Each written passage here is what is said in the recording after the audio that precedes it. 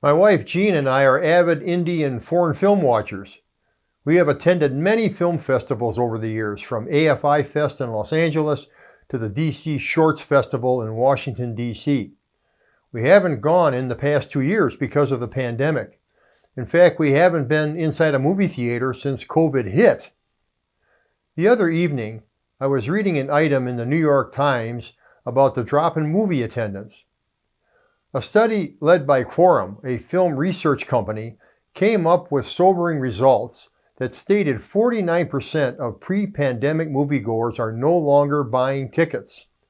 Also, according to the survey, 8% of them likely have been lost forever. I continued reading and arrived at what I believe was the salient point of the article. The suffering movie theater industry is experiencing is a result of the pandemic intensifying, accelerating, and amplifying the trends that already were underway in moviegoing. The author characterized what is transpiring as a perfect storm.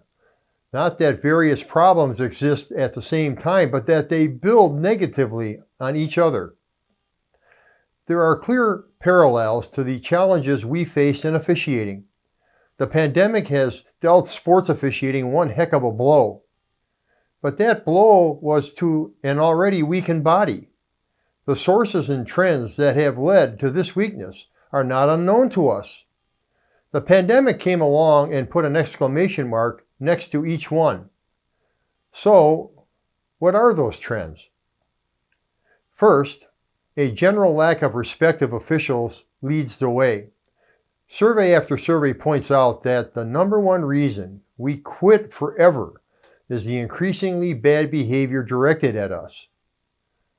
Second, the general lack of respect is manifest in the struggle officials have to get commensurate compensation for the value that they bring to the organizations and contests that rely on their services.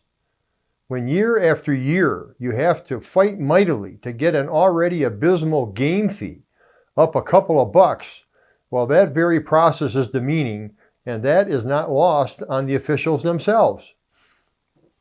Third, the increasing level of physical assaults against officials has become a well-known fact, unfortunately.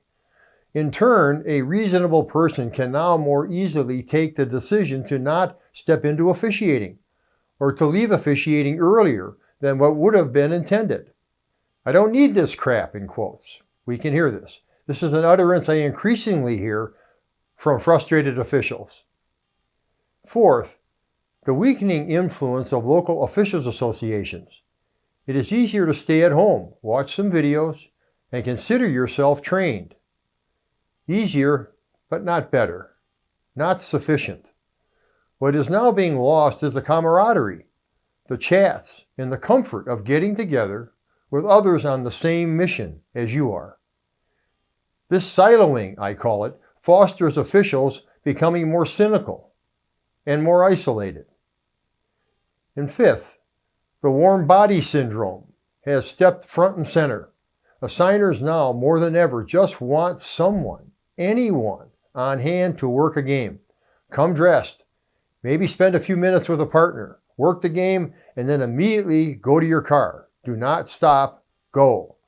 Some of us might like that quickie approach, but overall, I don't think it's beneficial to officiating broadly. There are more trends, but those 5 will do for now. Thus, do what? The key to getting and keeping sports officials is to make sports officiating a place to be. In the strategic sense, the collective we must support officiating in the glare of a new light, that officiating is valued, that it deserves the respect, the compensation, the safe environment any society would accord to a group of such dedicated individuals who enable the games to be played, these games that have developed their dominating influence on so many. Slogans are necessary. They do not suffice. Proactive public support of sports officials is what must occur. Thank you.